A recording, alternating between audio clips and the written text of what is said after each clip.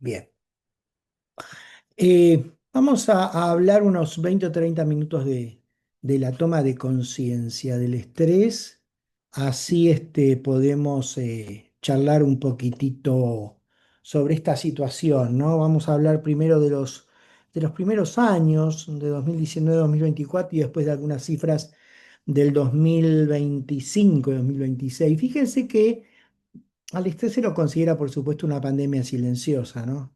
Por lo cual eh, realmente hay que tomar conciencia. Tenemos que tomar conciencia para nosotros mismos y para también los demás, ¿no? Para alertar también a los demás. Entre el año 2024 y 2019-2024, y estos son datos que todos se han sacado del Gallup, del Gallup World Poll, que es esa empresa que hace encuestas internacionales muy conocidas y también de la Organización Mundial de la Salud.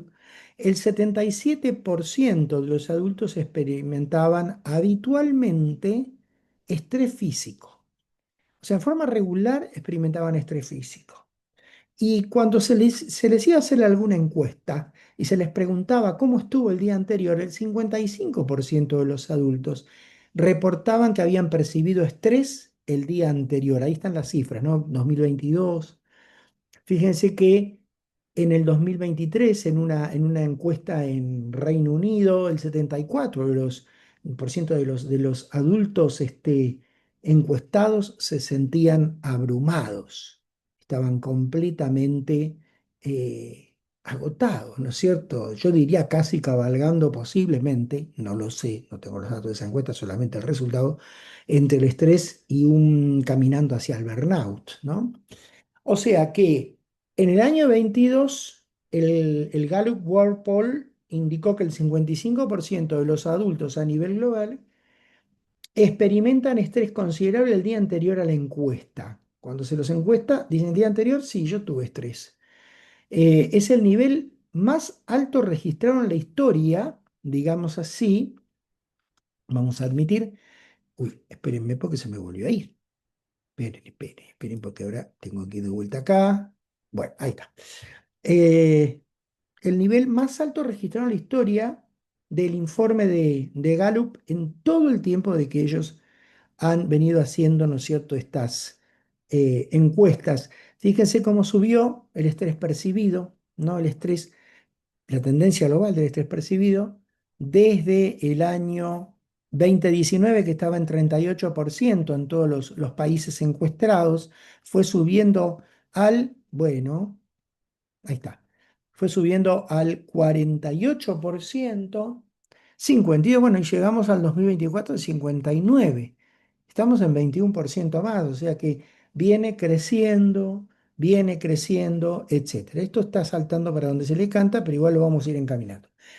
En América Latina, uno de los países que tienen mayor estrés percibido, en donde la media de los latinoamericanos que reportan alto estrés es el 63%, esto es información 2022-2023, la media que les dio a ellos, los países más importantes, es 69% Guatemala, Ecuador 66%, Bolivia 65%, Perú 64%. Fíjense que Guatemala está un poco por encima y Ecuador, Bolivia y Perú están más o menos ahí, ¿no? Están con los mismos niveles.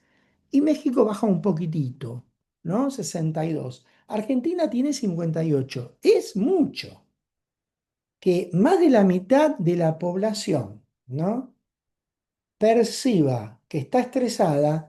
Es mucho, realmente es mucho. Y en Europa, o sea, la población que más estrés percibe es la de Turquía y la de Grecia, ¿no? Tienen vida más estresante, según lo que ellos refieren, y 2019-2024. Y Países Bajos y Alemania, 48%. Esto no asombra porque recuerden que Finlandia, Suecia, Noruega y Países Bajos, Holanda, son los tres países que están menos estresados, que tienen mayor contención, que tienen una mejor estructura educativa, qué sé yo, hay otro tipo de, digamos, idiosincrasia. Las cifras globales del 2024 al 2026, o sea, ya partimos más adelante, es que el 37% de la población tiene estrés diariamente, ¿no? Más o menos si se lo mide de otra manera es el 40, o sea que es bastante elevado, quiere decir que más de la tercera parte de la población tiene estrés. La prevalencia general, 131 países, es del 35,1. Y la gente que vive con preocupación en forma diaria, independientemente del estrés, es el 39%.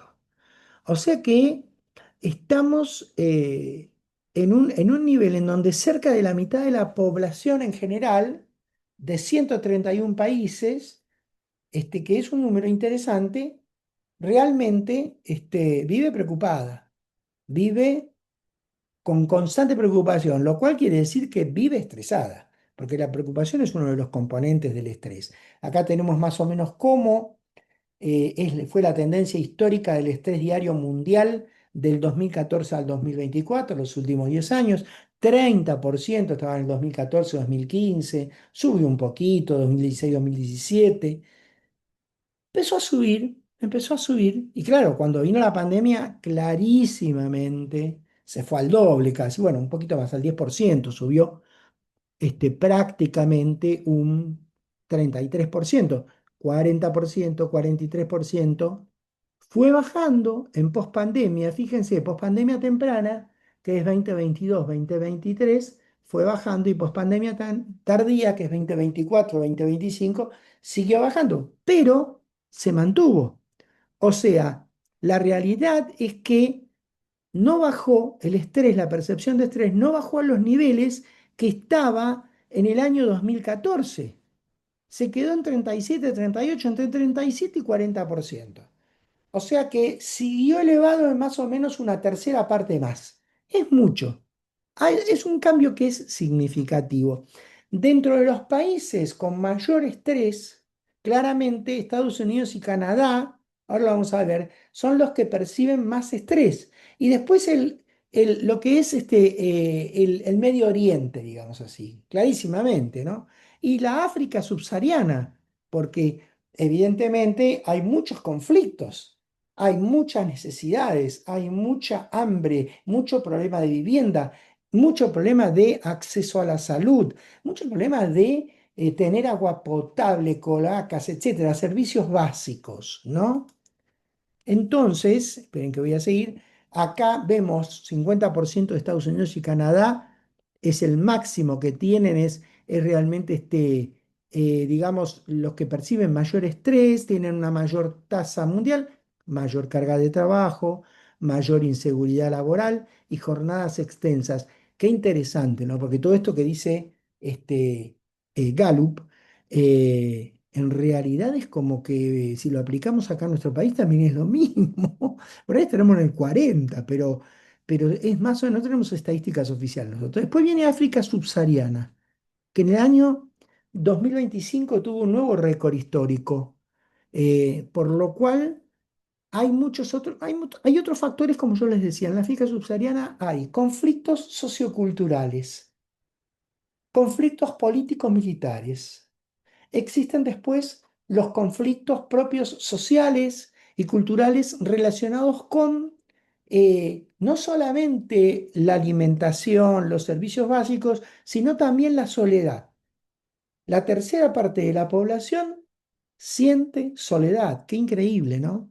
Y después viene lo que se llama muchas veces en los informes MENA, que es el Oriente Medio, en donde hay una tensión emocional elevada, son países en conflicto, entre los más afectados del mundo, porque está Irán, está Israel, está Líbano, está también Sudán ahora, está Mali, o sea, engloban a toda esa región, ¿no? Como si fuera toda la región de África subsahariana y Medio Oriente. Se la puede dividir, igual tienen estrés absolutamente elevados, por arriba de 47-48%.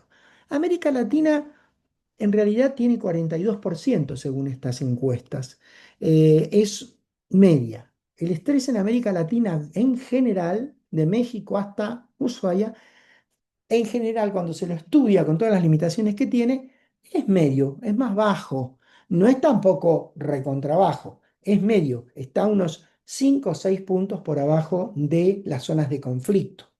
En Europa, 39%. Yo la verdad que no sé si esto es, me pareció cuando lo encontré, dije, uy, tan bajo, porque yo creo que Europa tiene por arriba del 45%, más con todas las cuestiones que tienen eh, geopolíticas, ¿no? Y después, bueno, Asia, la parte sur-sureste, 25-30, están mucho más alejados, no es tan importante.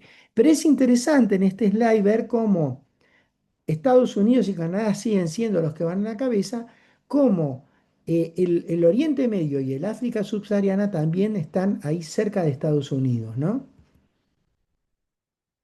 Esto es lo mismo, nada más por ahí lo que puede interesar de este slide es que las mujeres tienen 43% de percepción de estrés y los hombres 39. Siguen siendo más afectadas las mujeres, ¿no? Eso habría que ver, porque no lo dice acá el slide, si está relacionado con el tratamiento por el género, porque les cuesta más salir a competir y que les permitan subir por su capacidad. Bueno, hay una serie de factores, ¿no? Es interesante también en este slide ver cómo los mayores de 35 tienen un 40% del estrés percibido, mientras los menores de 35 tienen un 42%. O sea, si bien parecen iguales, después vamos a ver en otro slide que los menores de 35, los que van más o menos de 18 a 34, son los de más alta tasa de estrés. Antes, digamos, en el año 2000, en la década del 2000 y 2010, la mayor alta tasa de estrés los tenían las personas de 40 a 50 años, más o menos, 55 años, 40 a 60 si ustedes quieren. Eran los que estaban más estresados. Eso bajó y ahora los más jóvenes son los que están más estresados. Es un fenómeno bastante interesante, ¿no? Em, Esto, bueno, es de Estados Unidos, 50% de estrés de los empleados. No los quiero este, volver locos con cifras, pero fíjense que las principales causas de estrés en Estados Unidos, bueno, son diferentes a las nuestras, ¿no? El trabajo, la carga laboral, supone el 69% de la carga de estrés. La economía y la inflación, 65%. Recuerden que Estados Unidos está en un periodo bastante inestable y que está no solo inestable geopolíticamente, tratando de manejar la geopolítica mundial, sino que está inestable interiormente. El costo de la vivienda supone un 65% de ayuda a que la persona se estrese, la situación política del país, un 60%, las relaciones interpersonales, sabemos que las relaciones interpersonales en Estados Unidos no son sencillas y han ido empeorando. Es un crisol de razas, por así decirlo, que no está integrado como nos pasa a nosotros. Nosotros nos encontramos con un italiano, con un español, con un chino, con un judío, cosas y nos tratamos siempre igual. No hay mayores problemas. Ellos no. Ellos tienen, nos encontramos con una persona de color y no tenemos ningún problema, tenemos amigos de color.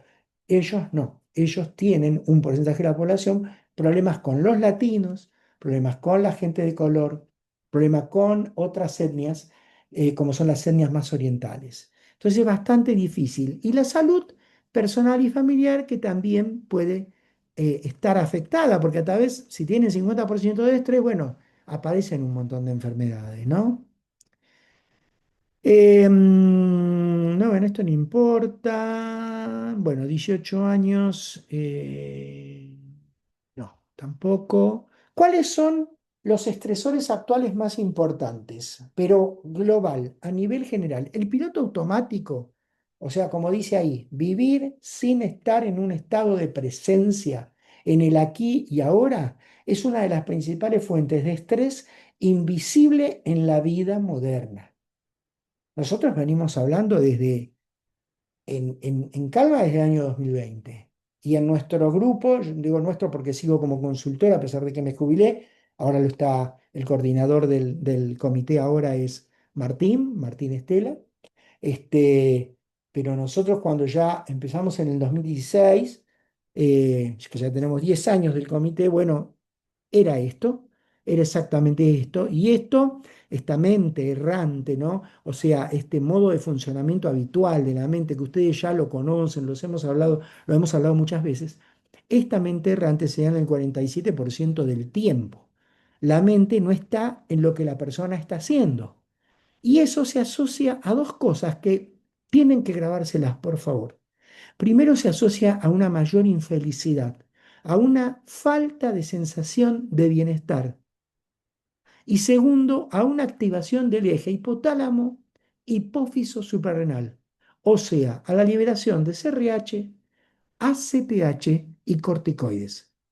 ¿Por qué lo digo en secuencia y los nombro a todos? Porque el corticoide en forma aguda tiene un efecto, pero el corticoide en forma crónica es profundamente deleterio porque genera un montón de consecuencias. Y la CRH, la Corticotropin Release Hormone, la hormona liberadora de adenocorticotropina de ACTH, que se libera en el hipotálamo, es profundamente, digamos, es una señal muy fuerte del estrés. Porque no solo estimula para que este eje hipotálamo-hipófiso suprarrenal se active, sino que activa el locus coeruleus, que es el principal núcleo del sistema nervioso noradrenérgico y que dispara el sistema nervioso simpático. Y el sistema nervioso simpático, en algunas de sus fibras, a nivel tóraco-abdominal, llegan a la médula adrenal y estimulan la liberación de adrenalina. Y el sistema nervioso simpático también libera noradrenalina. Por otro lado, el CRH es uno de los que genera neuroinflamación porque estimula a la microglia y además estimula a los macrófagos y a otros sí, a los linfocitos también, pero bueno, a otros neutrófilos, a otros glóbulos blancos y, y estimula la liberación de o la digamos, estimulación del sistema nervioso autónomo y a la vez del sistema inmune natural. Entonces genera inflamación. Entonces, RH es igual a activación del eje hipotálamo hipófiso suprarrenal, activación del eje simpático del sistema nervioso autónomo, activación del sistema inmune, inflamación. Es terrible. Entonces, la mente errante se asocia a una mayor infelicidad y activación del eje HPA. Después está la activación crónica. Esta activación crónica del piloto automático en forma sostenida hace que el sistema simpático esté permanentemente disparando noradrenalina y exista una respuesta al estrés neuroquímica y química en general sin un estímulo real. Entonces es muy importante aprender a reconocer nuestro piloto automático y modificarlo. Yo estoy, por ejemplo, volando por el aire, me doy cuenta, vuelvo al momento presente, no está pasando nada.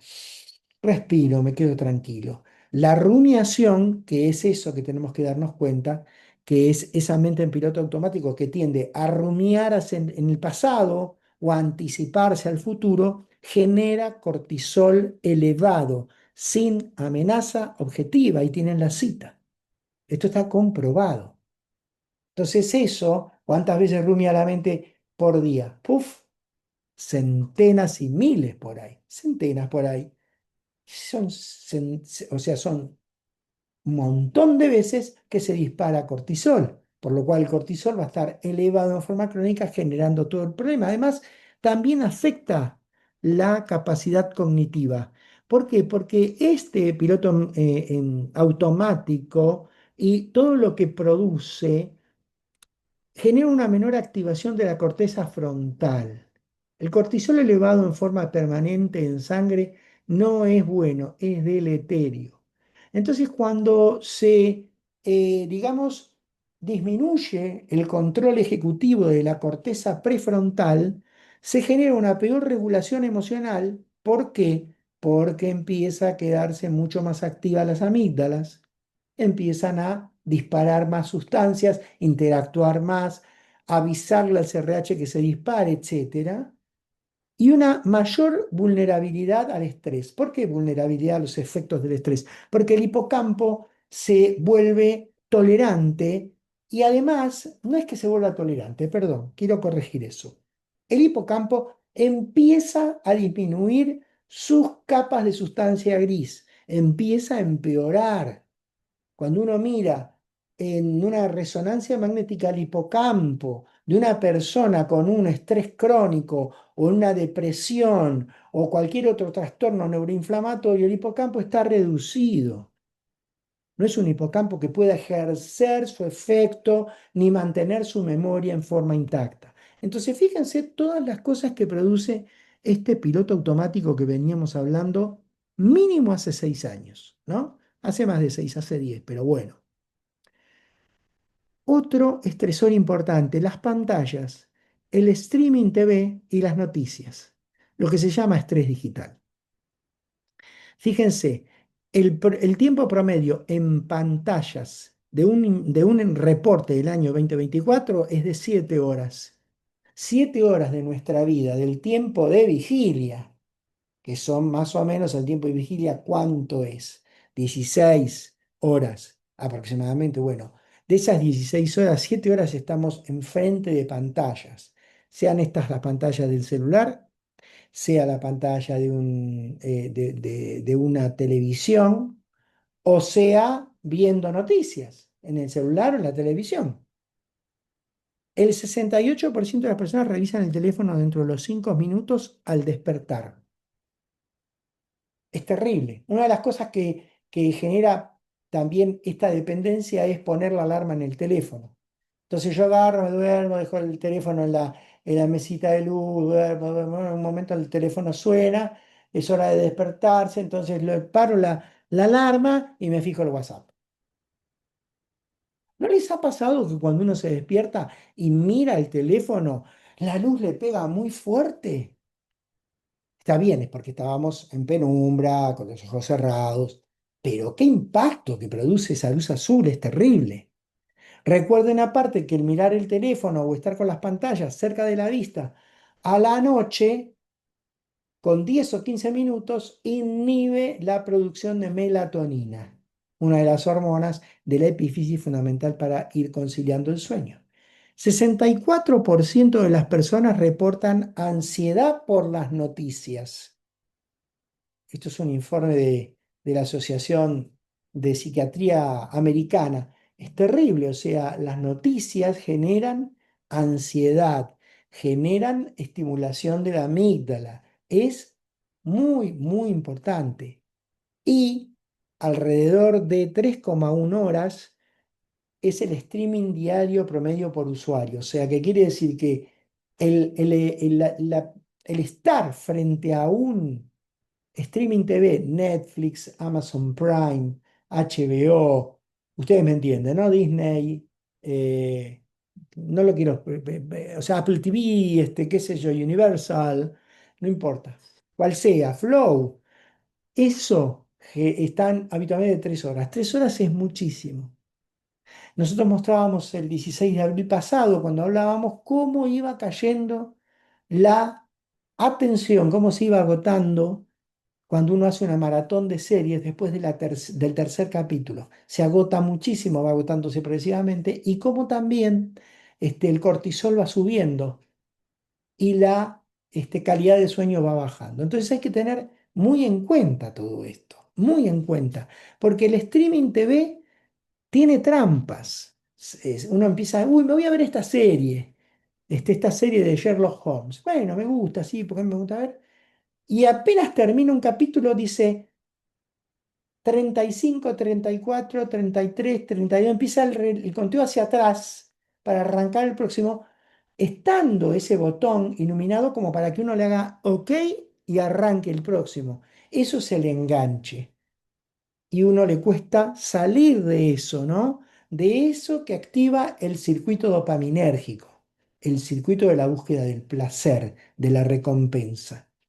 Las redes sociales también producen muchísimo, y la que mayor disparo dopaminérgico produce, que lo sube a 310%, los niveles de dopamina en los adolescentes, es TikTok.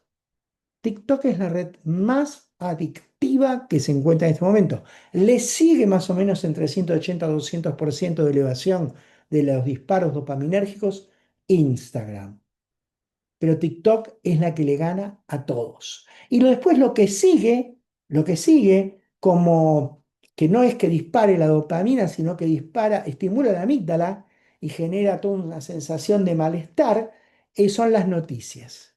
Hay personas que son adictas a las noticias negativas.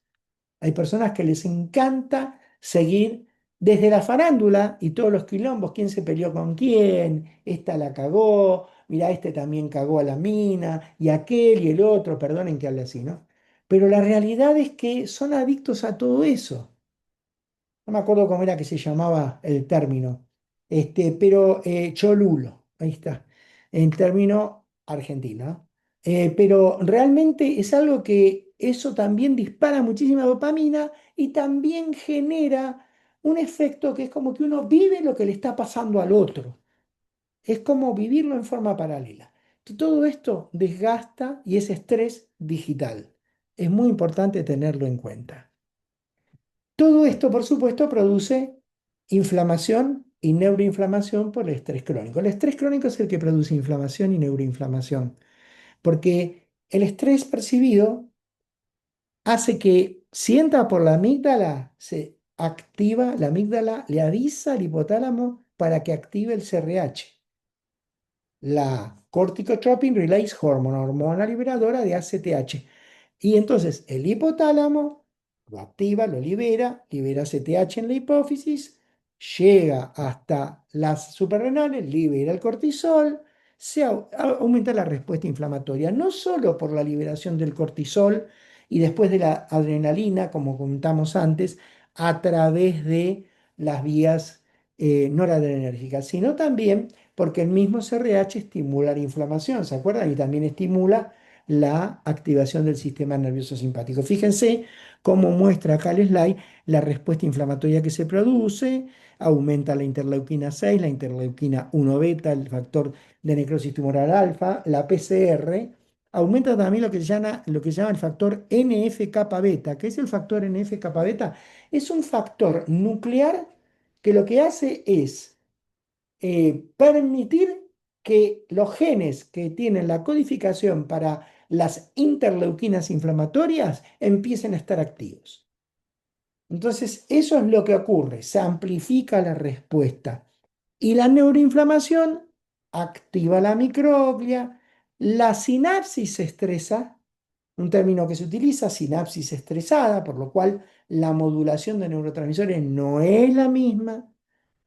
Entonces llega un momento en que se genera un daño sistémico.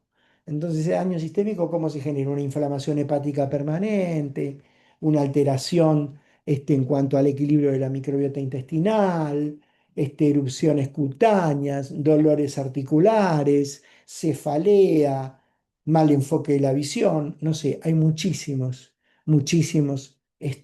síntomas. Son síntomas inespecíficos, inexplicados.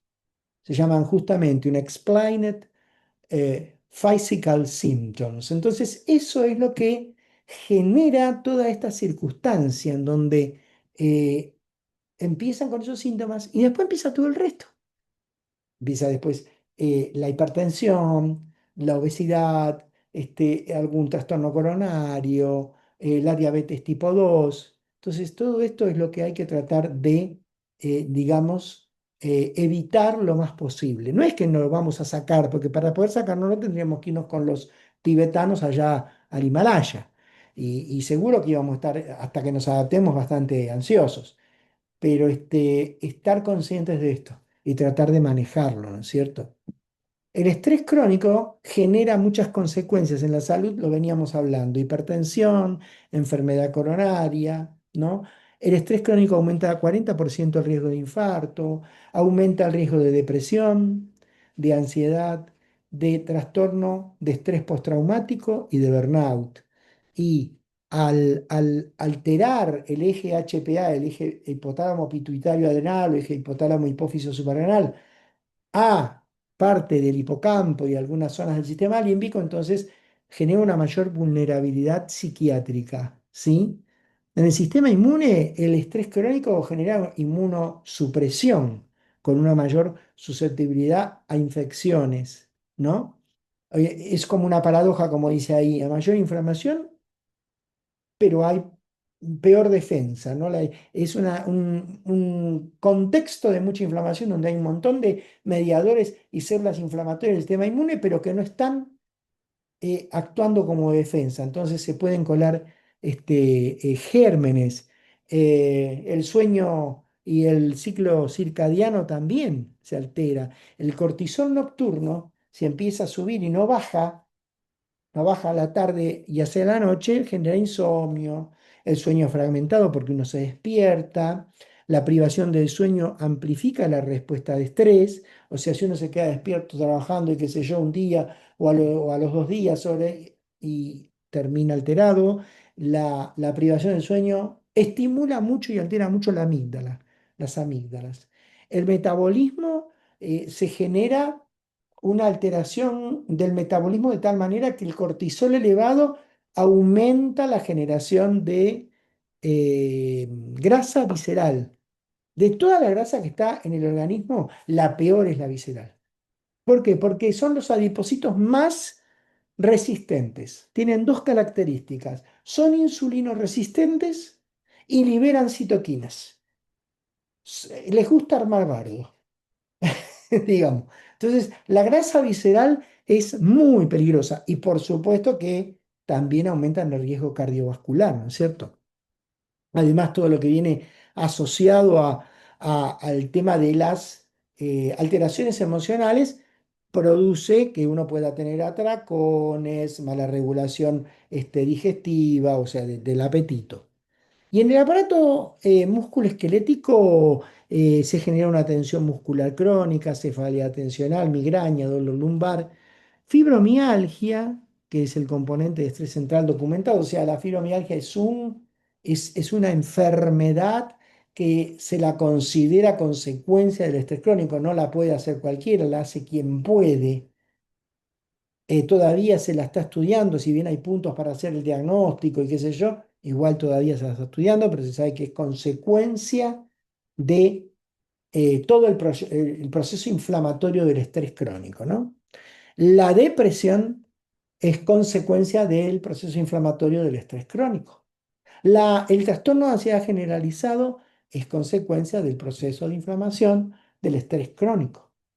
Los síndromes metabólicos también. Entonces, tenemos ya varios, digamos así, eh, enfermedades que tienen que ver con esta inflamación crónica de bajo grado. Y si vemos en general en dónde impacta el estrés en la vida diaria, fíjense que el 28% impacta en el trabajo y la productividad, o sea que cae el trabajo y la productividad, la persona no puede concentrarse fácilmente. El 22%, el estrés crónico afecta en el 22% las relaciones interpersonales. No se olviden que en el estrés crónico la amígdala está activada, la corteza prefrontal está poco ejecutiva, no frena la amígdala en forma, digamos, consciente y se toma un respiro y no actúa impulsivamente. Y afecta también el 18%, les afecta al 18% de las personas el sueño. Entonces, una mala calidad del sueño influye nuevamente. Y por supuesto, la alimentación, ¿no es cierto? Esperen que no se ve acá está la flecha. Alimentación. La alimentación empieza a ser fragmentada, por ahí se levanta de noche y come muchos ultraprocesados. O sea, eso es lo que ocurre habitualmente, ¿no? Entonces, el estrés es una pandemia silenciosa del siglo XXI, principalmente, ya estaba en el siglo XX, pero bueno. Y actualmente, 2026, primer trimestre, o si quieren el último semestre de el 2025, datos de Gallup, 37% de los adultos en el mundo reportan estrés diario, 40% de los empleados globales de cualquier empresa. Probabilidad de estrés se duplicó en 18 años, de 2007 a 2024, en 146 países, se duplicó la probabilidad de sufrir estrés. El estrés laboral permanece por encima de los niveles prepandemia en todas las regiones. En Estados Unidos y Canadá lideran estos rankings con 50% de estrés en las empresas, en los trabajos en general, y África subsahariana alcanzó un nuevo récord de 47%. Si bien en Medio Oriente tiene 48%, África, que estaba habitualmente con un estrés mucho más bajo, 30, 28, 27, subió más todavía. Las mujeres, los jóvenes, los gerentes, los trabajadores híbridos, los que hacen parte presencial y parte este, a distancia, son los grupos que están más expuestos según estas investigaciones. Y bueno, tiene un coste económico de 10 billones de dólares anuales en productividad por la pérdida, ¿no? Em, entonces, las recomendaciones basadas en la evidencia sería primero tratar de bajar un cambio. ¿Cómo bajo un cambio? Y tengo que practicar mindfulness o meditación. Tengo que hacer pausas. Por lo menos empezar por pausas. Decir, bueno, a ver, voy a respirar hondo, voy a soltar. Voy a tratar de mantenerme ante circunstancias que sé que me generan estrés, que me generan incomodidad y que tengo que tratar de digamos, conocerlas para yo prepararme y ocuparme, en vez de preocuparme, bueno, tratar de bajar, hacer una pausa o empezar a hacer también meditación diaria. 10 minutos, 15 minutos. 10 minutos, 15 minutos en un día no es nada. Entonces hago, eso me ayuda a ir regulando, me ayuda a fortalecer mi corteza prefrontal, a disminuir la reactividad de mi amígdala, a que mi ínsula y mi corteza cingulada anterior mejoren también en cuanto a su conectividad con la corteza prefrontal y mejorar mi hipocampo. No es poco, es un montón. Si logramos eso, es un montón. Estamos encaminándonos hacia el bienestar. Tratar de entender que cuando de repente soy consciente de que estoy en piloto automático, respirar y enfocarme nuevamente en lo que estoy haciendo. ¿Estoy tomando mate? Estoy tomando mate. ¿Estoy leyendo un libro? Estoy leyendo un libro. ¿Estoy cocinando, pelando papas? Estoy cocinando, pelando papas. ¿Estoy dando una charla? Estoy dando una charla. ¿Estoy escuchando una charla? Estoy atento escuchando una charla. Lo que fuere. Estoy con mi hijo, con mi hija. Disfruto ese momento, el momento presente. No estar físicamente en el momento presente y con la mente en cualquier otro lado. No. Hacer ejercicio físico en forma regular. Dicen 150 minutos en la semana, 30 minutos por día, 5 días en la semana, no es mucho. Entonces hay que tratar de agarrar y de empezar a caminar. Y a la vez que se hace ejercicio aeróbico, también hay que hacer un poco de ejercicio de fuerza, ¿no? Sea calistenia, que es manejar el propio peso que uno tiene, sea levantar peso por ahí, no sé, un par de barritas de 2 kilos. Tratar de hacer eso. La higiene digital, el límite debería ser 2 horas por día de pantallas y no ver ninguna pantalla, ni siquiera televisión, por lo menos 1 hora antes de irse a dormir. Y las notificaciones del celular, porque llamó a alguien, porque me vino un mensaje de WhatsApp, de Telegram, porque Instagram Yo tengo todo silenciado. Lo único que yo permito que me informe es WhatsApp y Gmail. Nada más. El resto de todas las aplicaciones de mi celular, que igual es un celular de performance buena, las tengo todas canceladas, no las dejo correr en segundo plano siquiera. Yo digo, bueno, si yo quiero ver Instagram, voy a entrar a Instagram y ahí me va a informar. Yo les recomiendo eso, que silencien todo. Todos los celulares actualmente, sean del tipo que sean, tienen la forma de poder parar aplicación por aplicación en segundo plano. Dejen lo que solamente les interesa. El sueño. Hay que dormir 7 a 8 horas, 7 a 9 horas, dice acá, en forma permanente. ¿Sí? No me sirve dormir 5 horas o duermo 3 horitas, no importa, después me hago una siestita de 3 horitas. No. Lo que se perdió, se perdió. El sueño es un elemento fundamental para que el organismo libere sus toxinas, las depure y el sistema nervioso también. Entonces hay que aprender a mantenerlo. Conexión social. La soledad no es buena. La soledad es otra pandemia. La soledad es digamos, una espada de Damocles que nos cae a todos. Hay personas que están acompañadas y que se sienten solas. Entonces, primero, tomar conciencia de mi soledad si la tengo. Si es elegida, llevarla de la mejor manera posible, sin perder el contacto social completo. Porque decidir una soledad o decidir que yo, bueno, no quiero tener pareja, no quiero tener compromiso, estoy bien conmigo mismo, ok, pero no quiere decir que no tenga amigos. Al contrario, tengo que tenerlos. Entonces, la conexión social es muy importante.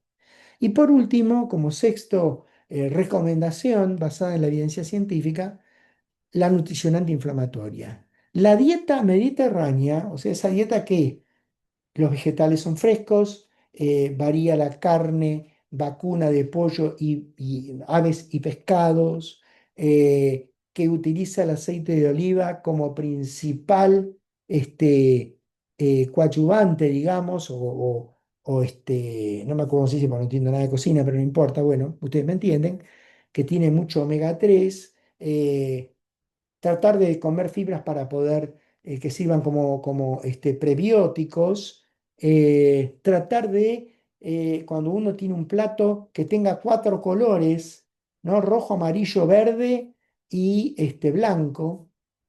Entonces, esos son cinco en realidad, lo que nos enseñaron, pero bueno, vamos a ponerle cuatro porque el quinto no me lo acuerdo. Nada, creo que era naranja, pero no importa, ya se los voy a mandar. Entonces, ¿cómo lo completa eso? Y bueno, lo completa con vegetales.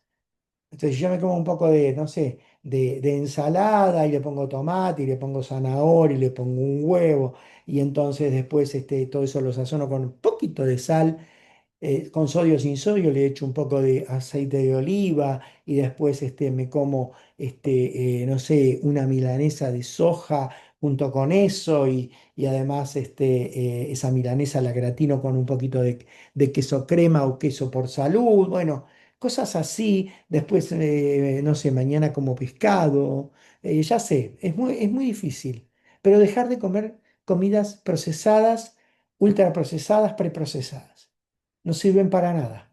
Generan alteraciones en la microbiota y generan mayor inflamación.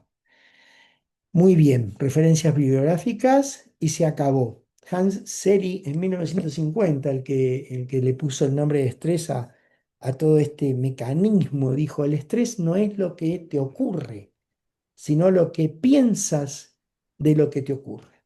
Y tiene mucha razón. El estrés no es lo que nos pasa, sino que es cómo nos relacionamos con él, con las circunstancias que nos pasan, ¿no?